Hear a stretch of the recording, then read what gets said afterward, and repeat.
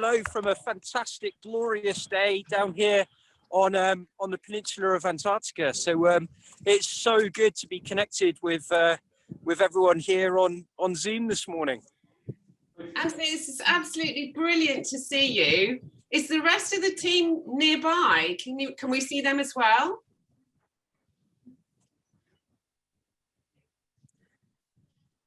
That's right. We're just setting up for, of course, the historic memorial service. So we're just getting ready. So I am here to entertain for about 5 minutes or so, just whilst the team finish the setup process for the service. Okay, Anthony. Well, that's brilliant that I've got you for a few minutes. So come on, spill the beans. What's been going on? The weather has been absolutely appalling.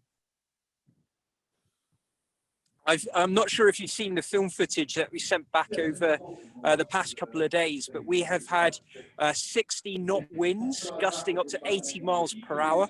And we've had, of course, that lasted for nearly 48 hours, so 36 hours of continuous wind. That took a toll on our camp. Our snow wall got pretty much shredded and disintegrated by the strength of the wind. So we had to go outside and rebuild the wall multiple times. We sustained damage on our tents as well that we had to repair. So we've had a really tough time in terms of weather conditions. And I've done, now like 24 kind of Arctic and Antarctic expeditions. And that had to have been pretty much the strongest storm and wind conditions that I've ever experienced. So we've been having some very interesting weather. so yeah. Yeah, Anthony, I mean, that sounds really, really frightening to me. I mean, level with me. What was it really like for you?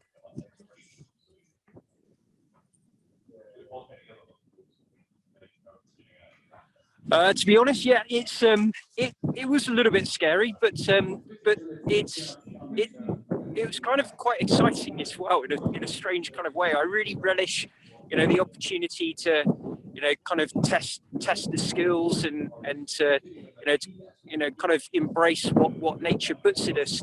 That's all part of expeditioning life, So, we have to respond and in a way that nature dictates to us each day. That's the joy of expedition life, is actually being able to overcome the various different challenges, including the weather, but working with nature and knowing when to push ahead and when to stay put and not push the limits. Yeah, I really enjoyed it. Yeah, I can imagine, knowing you as I do, I can imagine that you did really enjoy it actually, but it's very different from Dartmoor. You're absolutely in the middle of nowhere. There's no one to help you. You're completely reliant on your own resources and your own experience. In practical terms, what did you actually do in those conditions? So storm life and tent life is actually kind of, a lot of it is sleeping and just relaxing. But when it started gusting even more, then that's when we had to go out and start protecting the tents. Here's Paul as well. Hey, so, Paul. Alexis. Hello, how are you? Great, fantastic morning. Couldn't be better. I've got to say, it's very nice to see you both looking so fit and well.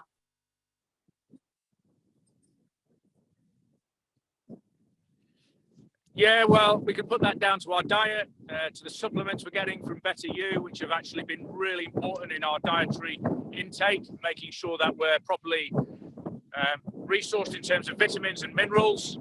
So we're actually in a really good shape. Well, it's nice to see you. Anthony was just filling us in on what practical actions that you take when you're faced with the kind of apocalyptic weather that you have been up against for the last couple of weeks. As expedition leader, this leaves you in a massive position of responsibility. Can you two both describe to us, please, what practical measures you took when you realized that you were locked down under katabatic winds in the middle of nowhere with no help available? Well, I can describe the what went through our minds, because we could hear the tent poles snapping in the wind, and literally at that point there's very little you can do. The action's already occurred. So the tent was bent down on top of us, and one of the things I did was to hold the pole down on top of me to stop it flapping about and snapping and cutting into the material of the tent. So by holding it, it wasn't going to move so much, but that meant that the tent was pressed against my face for about 8 hours solid. Meanwhile, AJ and the rest of the team got out of their tents and began to build the wall around the compound of the tents to secure it from the wind. But it was, I have to say, it was unpleasant. Is that it? Just unpleasant, Paul? That's a master of understatement there. So, you've got snapping tent poles, you've got your team building a wall, and you've got relentless Antarctic winds down on you. Were any of you injured? And also, how do you keep up morale in a situation like that? Well, I'm with a team of jokers, to be frank, so morale's not an issue. Morale has been extremely good within the tent groups. We've had a lot of that's a big win. so this is what I mean. Morale has been very good. A lot of jokes. So even when conditions were bad, I think we've been extremely good at gelling together. And when tasks need to be done, then we're quick to get out and to sort the tasks out before they become major problems. So like Paul was saying, like, you know, we've become expert snow wall diggers, and if I can just pan the camera around, you'll see the extent of the walls that we've built, you know, to help protect the tents against, you know, such strong winds. So a lot of our time is very much shoveling snow and building blocks of snow and ice to protect the tent. So there's a lot of physical work that needs to be done, and the worst thing that we can do is actually in those conditions is to stay inside the sleeping bag. You need to get out and be proactive, and the team has been extremely good at doing that. So we haven't had any injuries. The worst is some blistered feet, you know, which we've dealt with. That's to be expected, but we're working extremely well to overcome the different challenges. And you know, the experience within the team, certainly Rickard, myself, and Paul, been coming down here for over 10 years. You know, this is some of the most extreme weather we have ever seen on the peninsula of Antarctica. So it's very interesting how the warmer temperature has meant that actually we're getting a lot more, or perceived to be getting a lot more snow, a lot more flat light, a lot more stronger winds. So it's interesting times down here at the moment. Yeah, I'd echo that.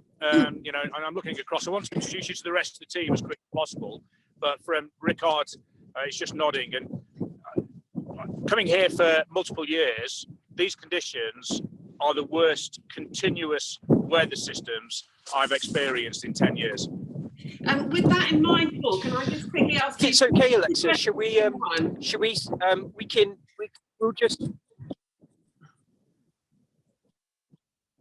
Sorry, I was just quickly going to ask you two follow-up questions in one. One, are you going to be all right now, or is there more bad weather coming? And two, is this bad weather indicative of the kind of climate change that you are out there to do studies of anyway? If I answer the first, yeah, and then I'll let you answer the second, Paul. So the weather at the moment seems to.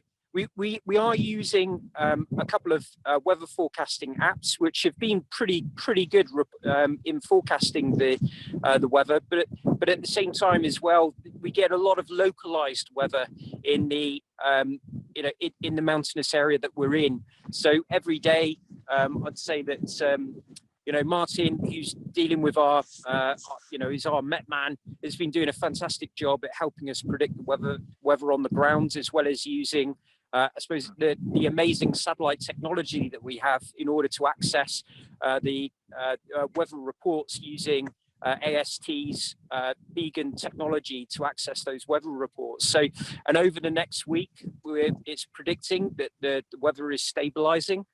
maybe a bit of cloud, but not strong winds. So optimal conditions to keep moving forward, which is a real boost for the morale of the team. Yeah, to sort of lead on from that, we've got Martin, who is a professional meteorologist. His background is ex-Royal Navy meteorologist, and he's been excellent in forecasting the weather for us. And we go on those forecasts. Those forecasts give us the premise of whether we can move, whether it's safe to move, or whether we stay put. And we have to listen to those messages. We are very risk averse in this environment, because as you said, if something goes wrong, we are here alone on the ice, in the words of that Dr. Mawson, which actually is the one place where you don't want to have an injury, you don't want to have something go wrong. And as you know, to emphasize the ingenuity of the team, we've deconstructed tent poles and then reconstructed them using the probes that we use for working out whether there's crevasses, and we've rebuilt the poles to the tent using those crevasse probes, which actually is a sign of how ingenious the team is in overcoming problems, which fits in exactly with this commemorative day of Shackleton, where he said, by endurance we overcome. And actually, it's all about obstacles are just something placed in front of you that you push aside to get through to your objective. And in terms of the climate change, I'm not an authority on climate change, so I wouldn't like to say. All I can say is personal experience, which is echoed from AJ and from RICKARD as well, and it'd be great for you to talk to RICKARD. We've been coming down here for numerous years, RICKARD the longest amongst us, and we all agree that this is not the weather we would have anticipated at this time of year. Hence we came here looking for stable weather, good conditions, the ability to forge forward. We've had continuous bad weather. Heavy dumps of snow in this terrain creates avalanche risk. It hides the crevasses. It may fill the crevasses, but with the constant warming and cooling, then the snow bridges can be very weak when you're trying to cross them. So again, it all adds up to really challenging conditions. It'd be better for us if it was not windy, super cold. You know, -20 would be the perfect conditions for us to operate at. But it fluctuates. It's been above 0, been up to +4, down to -10 within 30 minutes. You know, those are really challenging conditions to operate in.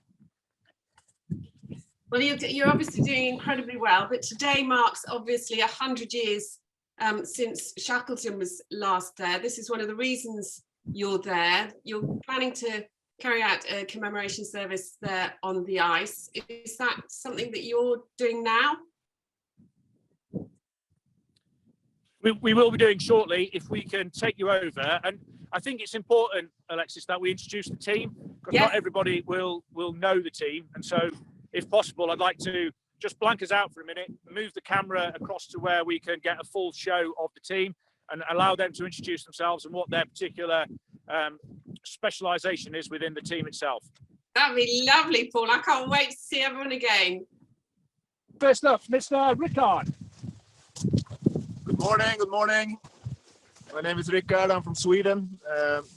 My involvement in this expedition has been through many years now. Paul and I met back in 2016 on an expedition here in Antarctica. I've been traveling down here since 2009, more or less, every year. Done closer to maybe 40 expeditions in Antarctica, mostly cruises, but also tenting on land and all kind of stuff. My main expertise is in the Arctic. I spent many years living on Svalbard, which is an island north of Norway, with dogs. I was a dog driver, a musher, for many years. I have a decent experience of cold weather climates, and yeah, I think that's the reason why I'm here, actually, just to make sure that we take these conditions and yeah, are all okay. Thank you. There is another reason that Rickard is here. He's 110 kilos and can haul more than anybody else in the team.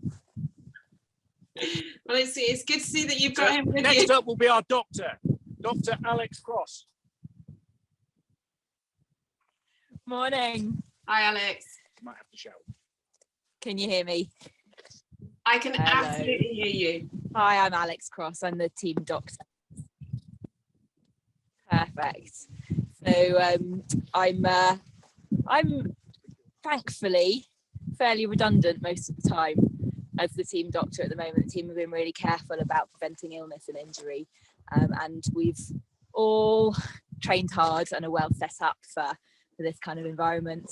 There have been a few musculoskeletal tweaks, and it's when the weather's difficult and the challenges are there, people try and push themselves sometimes a little bit too hard, but actually the team have been really sensible about not doing that.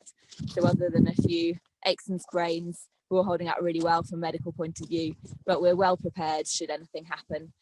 My skills so far have included suturing a tent, which was highly useful, and there's been a little bit of foot and blister care to take care of.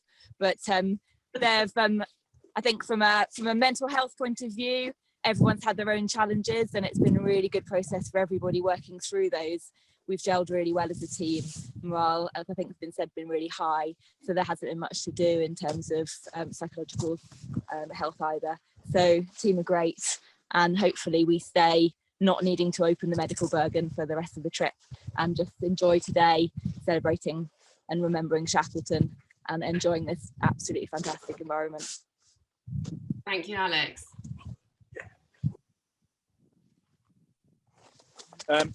So, Alexis, up next is Richard Simpson. Hi, good morning. Can you hear me okay? Hi, Rich. Yes, I can hear you, no problem. Excellent. My name is Richard, and I've had a background with the military, and I did Arctic ski survival and came an instructor in that. And throughout my military career, I was able to get to the Himalayas, the European Alps, and also on an exploratory expedition to the Antarctic back in 2012. So I've got a lot of experience there. The main job on this expedition is to provide the power and the communications. So enabling you to get this video out from the Antarctic Peninsula has been an absolute privilege and a joy. Really pleased about that. And more importantly, I am the holder of Ernie, the penguin. I look after him, and he goes everywhere that I go, and that is the team mascot. That's very important, I feel. That's it. Cheers, goodbye. Thanks, Rich. We're very grateful for your skills. Up next is Kat Cameron. Hello. Hi, Kat. Why am I here? Hiya. Yeah, I believe I'm on this because I like to spend a bit of time in the mountains and also to help out with the scientific research that's going on. So between myself and Martin, we've been doing various sampling tying in with the fantastic projects that have been coordinated by Charlie Brongart. Thank you very much to Charlie for all her help with this. So we've been taking snow samples at various locations, which will then be analysed back in the UK for traces of microplastics and also metal contaminants, the kind of metals that are useful for phytoplankton or can also sort of affect their growth, things like that. We've also been taking UV samples using dosimetry patches. I think Martin might give you a little demo of one of those in a moment. Also be taking weather observations, so clouds and weather info that we upload to a NASA app as part of citizen science projects. And yeah, that's kind of why I'm here, really, I think. Well, good to see you, Kat. Thank you very much for that. Very critical to our team. Yeah. No, I don't criticise him at all. That's what he does. Every morning, he's the critical one. Critical to, not critical of. Right, okay. Yeah. Yeah, I can Okay. see what's going on. All right. Okay, and next one we have Phil CARROTTE. So, morning all. My name's Phil CARROTTE. I'm a mechanical engineer, chartered engineer, works for Costain. But before that, I was in the military, and I was lucky enough in 2012 to come here to the Antarctic with Paul and Rich and Martin, who are also in the team. My main role here on the ice really is my mountaineering skills and my mountaineering specialist. So I was lucky enough to do quite a lot of mountaineering when I was serving. And so that's why Paul asked me to come and join the team, and generally just trying not to break things. That's what I've been doing most of the time. Glad to hear it, Phil. Brilliant. Last but not least is our weatherman. Hello there. My name's Martin, and I'm the man that gets blamed for all this bad weather that he talks about. Most of the bad weather comes from him snoring at night next to me in the tent. But when I'm going well, like today, all is good, and we can keep the weather forecasts with our movement, and that allows us to plan the next day. Obviously, when things go south, then we had to sit around and try and figure out ways around that, which is the main job of the weatherman, so that Paul and AJ can plan this thing properly. And then working with cats, obviously we do the science. The idea really is to try and do as much in this remote area that hasn't been sampled before as a sort of bellwether for what's going on globally with regards to pollution, with regards to climate change. And so we can use this as a blank canvas really to understand what's happening elsewhere and whether it's reached out to the Antarctic Peninsula. So that's really what Kat and I are doing here, working with Plymouth University, Manchester University, Durham University, the University of Utrecht, all around the world. The different universities will get our samples and then in time be able to tell us exactly what's occurring down here. So that's basically what we do here in a nutshell. Thank you. Thank you. So yeah, fantastic explanation of why we're here. And the science is the main reason that we are here, but we're also here, as you know, to commemorate the life and times and achievements of Sir Ernest Shackleton. So I think what's worthwhile now is if AJ starts us off on that with a reading of a poem, which we, well, I'll let AJ explain about the poem and the basis of the poem, but it's quite critical again in terms of understanding how schools and actually the wider population, and not just the UK, look at Shackleton as this iconic figure, not just of polar exploration, but also all of the lessons learned from his leadership. Many business books are written about Shackleton's leadership, and it's again one of those things about overcoming obstacles and allowing that the challenge of the environment not to dictate to you how you behave and what you do, but to work with the environment to go forward into the unknown. And I'll repeat some of Shackleton words later on, but I'll hand over to AJ now to give you the prize-winning poem from a competition that was done earlier this year. No, last year.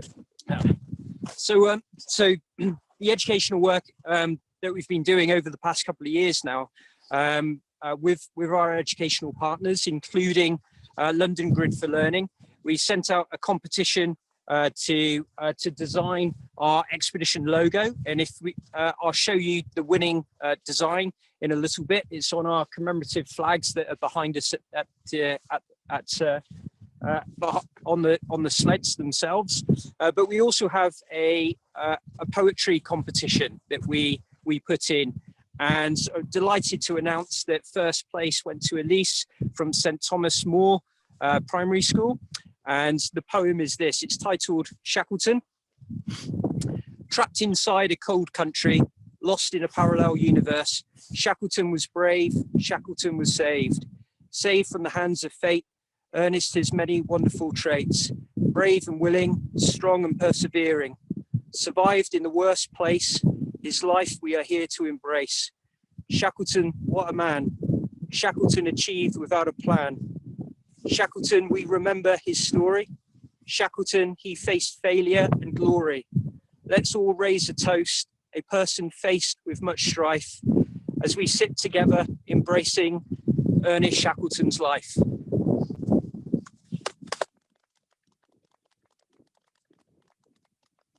So I think that was a fantastic poem. Yeah. And a huge congratulations to Elise, and thank you ever so much for London Grid for Learning for all of your support, and all of the schools from London Grid for Learning who are participating in this expedition. Huge thank you.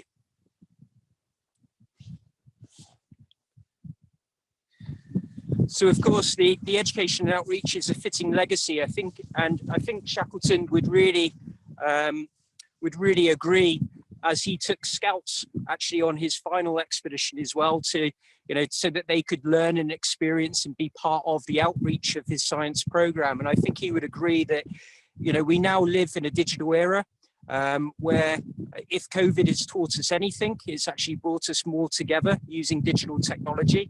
And I think it's incredible that even today, on this historic day, we're here celebrating the life of one of you know, the most heroic figures in British history, in world history, and we're able to still share that with you all, and with, of course, all of the schools that are participating in the school outreach program. So a fitting legacy, I think, to Shackleton's legacy. So without further ado, I'll pass you back across to Paul, and I'll rejoin the service.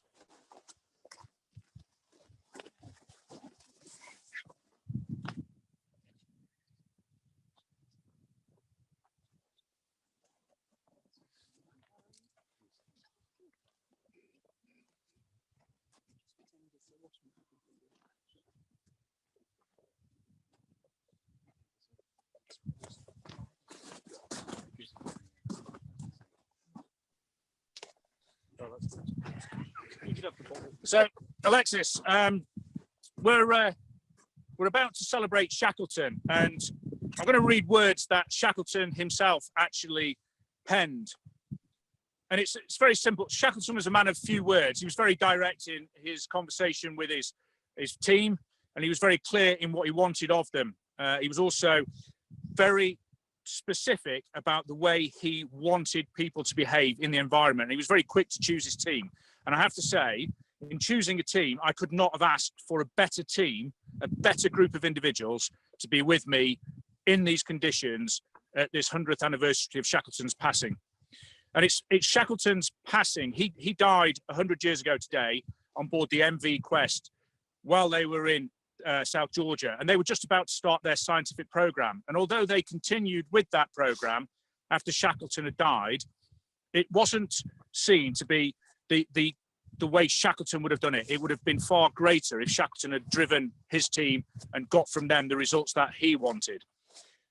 But Shackleton's words, I think, are very useful to every individual on this planet, because our little attempt to emulate Shackleton's trip, his MV Quest expedition, is simply that. It's a very little and a very minor event in comparison to what Shackleton himself went through. And not just Shackleton, but all those other heroic figures of that polar time. So it was known as the heroic age of polar exploration. And they went into the unknown, they went into the untrodden, and they were going there to expand man's knowledge about our planet. That's what we're recreating with our expedition. And we're very fortunate to be able to talk to you today. We have a tiny box of equipment provided by the AST group, which allows us to beam these images and this conversation back to you, and allows us to have updates on weather. Incredibly different to what Shackleton faced back in 1922, 21, 22, where they were gone for years at a time with no communications. So we are very lucky to be able to do this today. And in Shackleton's words about exploring, he said, "I believe it is in our nature to explore, to reach out into the unknown for the greater good." And I think those are fitting words to celebrate Shackleton with. And Shackleton, believe it or not, was a man who was quite partial to a drop of whiskey. And we've been very kindly given some whiskey by the Shackleton company, by White and Mackay, who produced the original whiskey that Shackleton used to drink, his original blended whiskey. So each of the team have their glass now, and we're going to raise our glasses with a bit of that Shackleton whiskey and commemorate Sir Ernest Shackleton. So team, to Shackleton. Shackleton. Cheers.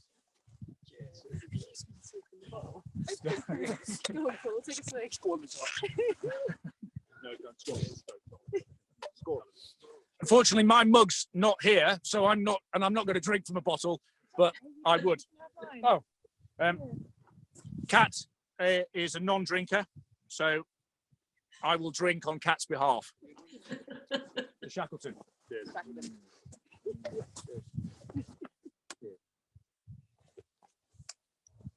Oh, crack lips. Paul, thank you. Thank you very much. It's a very... That is so good. You won't believe just how good that tastes here.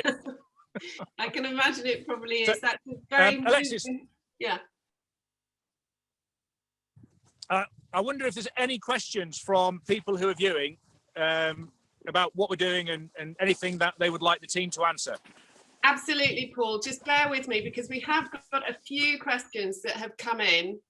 Before anything else, Mount Charles Year 6 schools say that they're very sorry they had to go because it's lunchtime for them, but they say good luck and stay safe. Andrew Thomas would like to know exactly where you are, if you're on schedule, and how you're intending to collect the environmental data.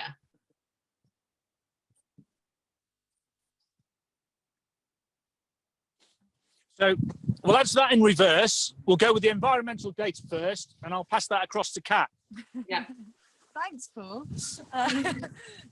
So the samples get taken back to UK and then they'll get analysed by various different laboratories at different universities.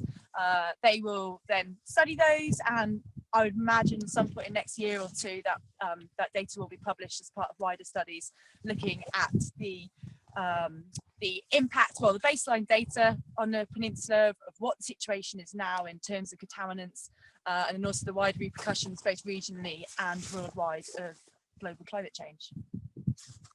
Good. And where are you exactly? Happy with that? Schedule.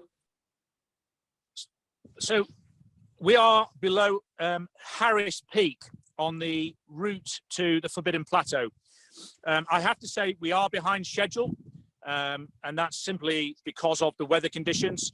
We anticipated it would be a hard slog to get to where we are now, but because we're in a mountainous region, when you've had heavy snowfall and you've got there was zero visibility, going over crevasse fields when you can't see the land ahead of you and you can't see what the snow deposition on the slopes above you is like, the risk of being hit by an avalanche that you wouldn't know was coming, or the risk of falling into a crevasse that you hadn't seen, was too great. And for 9 days we were halted by those kind of conditions. We've now got a weather window of literally 4 days before it starts snowing heavily again, and that's our latest Met report. So we're behind schedule, but we still anticipate, all being well, the weather holding for the next 4 days, we will reach the Forbidden Plateau. That's brilliant, Paul. Now listen, we have been joined on the Zoom today by ITV, and they are wondering if we can just put a direct question to you about this service. Why did you hold the service on the ice today, and what is the significance of it?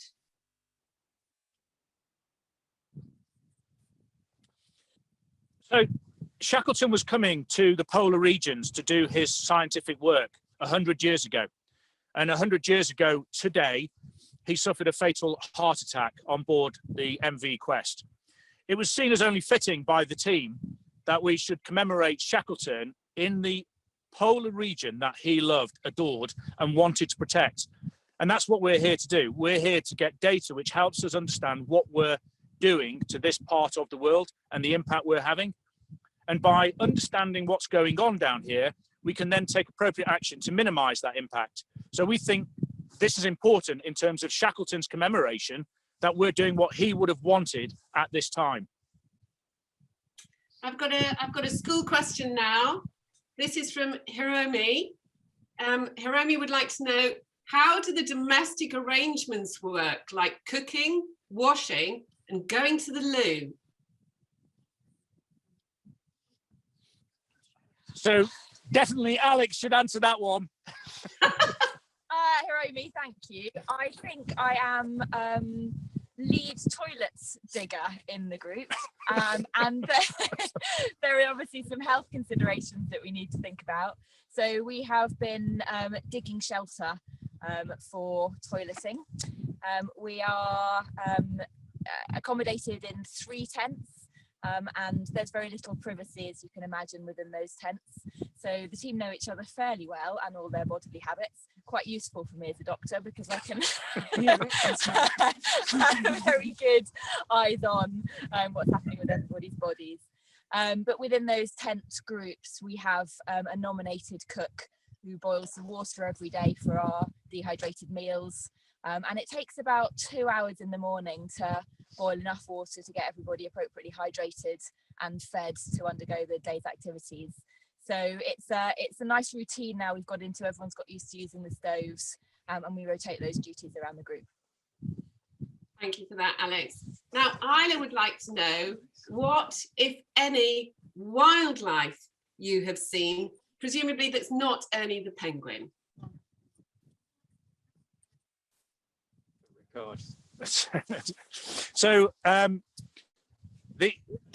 when we landed at Portal Point, there were some penguins, and there are a couple of Weddell seals, or a few Weddell seals. But once you move away from the coast, there's nothing.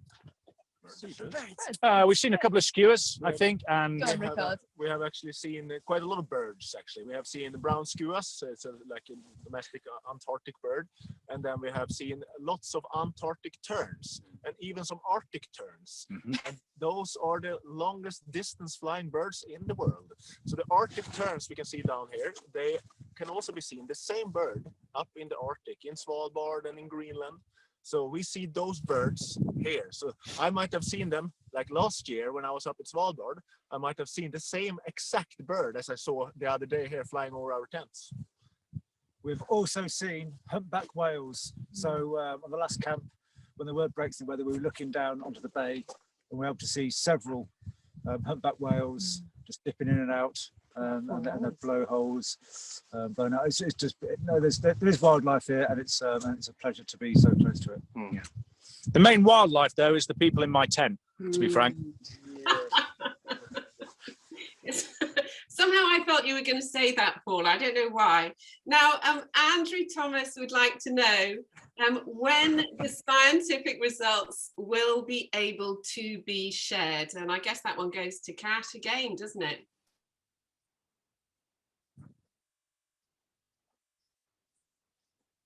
Yeah, so the best thing really actually in terms of prolonged updates about that will be to follow the work from Charlie, so Charlie Bunga at Challenging Habitat, because she's coordinating it all.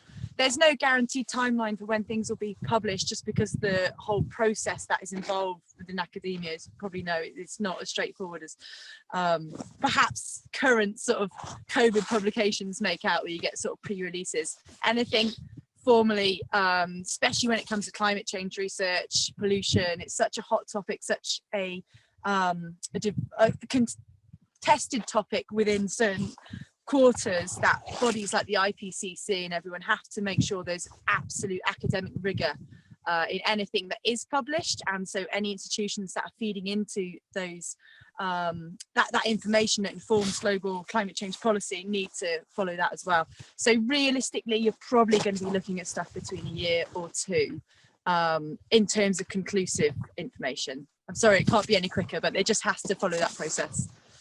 That's fine. And briefly, Martin is asking, what is the connection between climate change and the bad weather?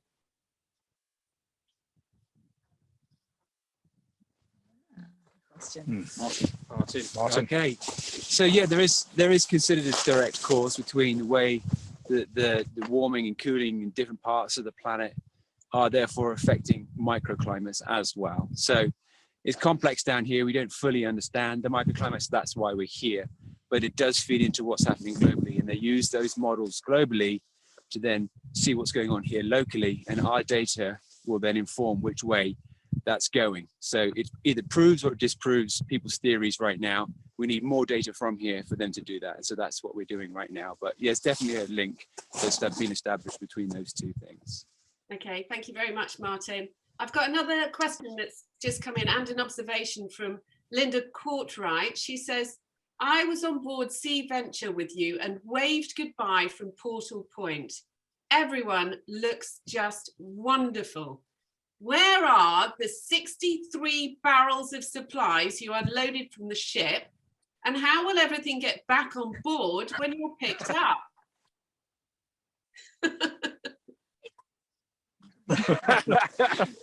Great question. Yeah, great question. Well, thank you very much for that question. And yeah, it was a pleasure to sail with everybody on board Sea Venture. Sea Venture was operated by Polar Latitudes, and they very kindly deposited us here on the peninsula. You're absolutely right. We came with huge amounts of equipment. It was 23 barrels, I hasten to add, not 63. And many of them were food barrels. So most of what was contained in those barrels will be coming back on board inside us because we'll have eaten it. And the other bits and pieces will go back the same way they came off. So in the barrels, back onto the ship, along with ourselves in about 3 weeks' time.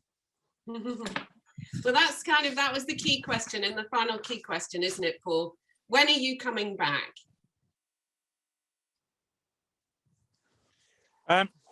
So that's I have to say that's slightly up in the air at the moment.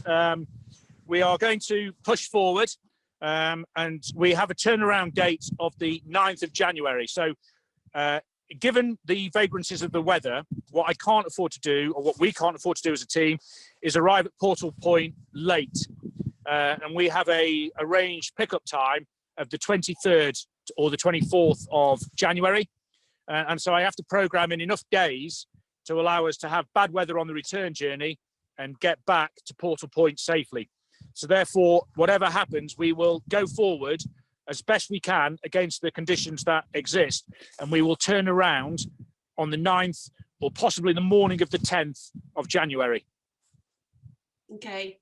Before you go, would you like to, are there any messages that you'd like to share with friends or family or to your sponsors? Because you're plastered and your flags are plastered with all sorts of people who have been supporting you. Me first. AST, the AST group. Well, what a pleasure it has been using your equipment, the SATCOM equipment that we've got, and the service you've provided to help us out when times have been difficult has been brilliant. And you know, to get video from the Antarctic Peninsula is pretty special. You know, it's quite a rare thing to be able to do this. So thank you so much, the AST group. I would like to give a shout out to Klättermusen as well, Swedish brand, that the clothes that we are wearing here. Yes. Amazing brand. They are absolutely one of the world's best when it comes to expedition work as we're doing. So thank you very much for the sponsorship. Yeah, couldn't agree more. Klättermusen have been absolutely essential to us operating in the worst of the conditions we've faced. Thank you for wearing it today, Paul. I was in a rush, I'm sorry. So anybody else who wants to go forward with I think it's just worth saying a massive thanks to our colleagues back home who've facilitated us coming, and our family and friends who've supported us in the run-up, but also during this trip with messages back home, and none of us could have done it without that. Absolutely. And within the team, it's not just the team here on the ice. There is a back office team. So we've got Martin Holland back in the UK, who's managing our comms from the UK side. Obviously, Alexis, all that you've done for us has been, you know, really gratefully appreciated. We also have Charlie Braungard, who actually coordinated our scientific program and is our scientific lead from the UK side of things. We want to make a special mention for her because she's committed literally hundreds and hundreds of hours of her own time without any request for a payback whatsoever, because she's completely interested in the science that we're doing and the data that we're going to provide back. And she's all about sustainability and making the planet a better place. So, Charlie, thank you very much for all you've done. And there are countless others. Our sponsors, Better You, you know, without you, we wouldn't be here. Costain, without you, we wouldn't be here. Team Ethos, without you, we wouldn't be here. All of you, without every one of you. And that goes down to, there was one person who, you know, and I won't name them because we had multiple individuals who donated certain amounts, but one person who donated £75 to us, that was the very first donation I had to the expedition. And, you know, when you've got to raise £300,000 to make something happen, which is what this expedition has cost in terms of the overall financial outlay, the very first bit of money you get in is absolutely a life changer, because you know you've got traction with people. So Jenny, you know who you are. Thank you very much for what you did for us with that first donation. Thanks very much, Paul. And for everybody I just want to follow on as well. And just sorry, say, AK, Karen. Oh no, I just want to follow on and just say, within our educational team, I know Martin's been mentioned at Like to Be, But Like to Be has been delivering the digital outreach program for this expedition. And we have a number of science ambassadors who have been running virtual events whilst we've been away.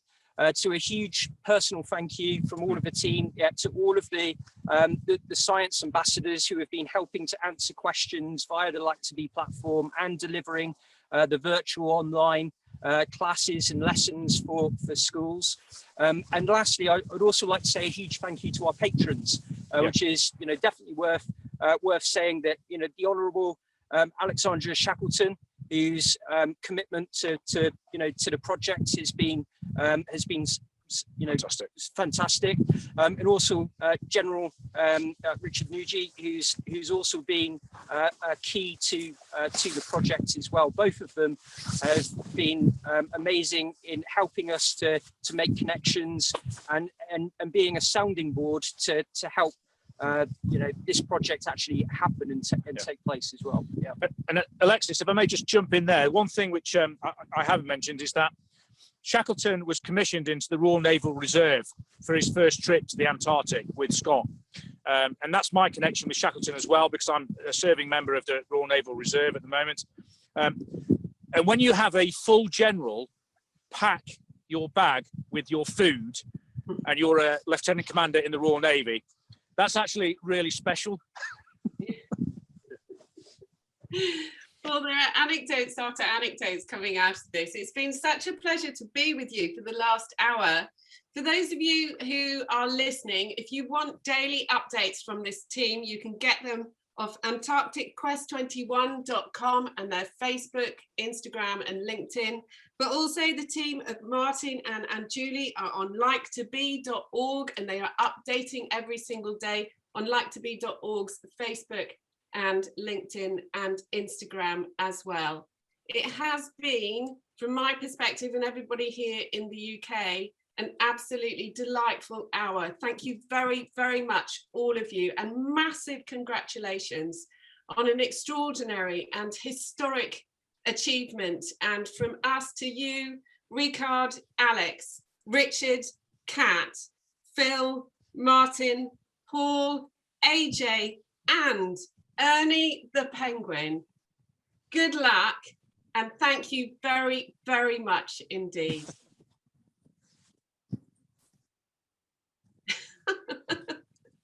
Thank you, Alexis. Bye. Bye to everybody. Bye.